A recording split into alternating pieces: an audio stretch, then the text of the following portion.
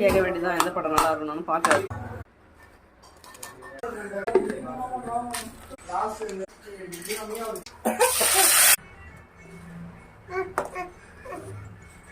Sound பிரச்சனை இல்லை வாசம். பூண்டு சட்னி ரெடி.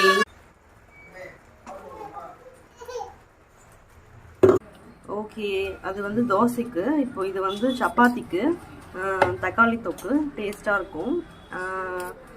எப்பயும் போல் ஆனியன், பச்சை மிளகாய், இஞ்சி பூண்டு பேஸ்ட்டு, தக்காளி போட்டு புதினா கொத்தமல்லிலாம் போட்டு மிளகாத்தூள் போட்டு நல்லா ரொம்ப நேரம் குக் பண்ணிங்கன்னா உங்களுக்கு இந்த மாதிரி இந்த கன்சிஸ்டன்சியில் கிடைக்கும். டேஸ்ட்டும் சூப்பராக இருக்கும். ட்ரை பண்ணி பாருங்கள் ஒன்ஸ்.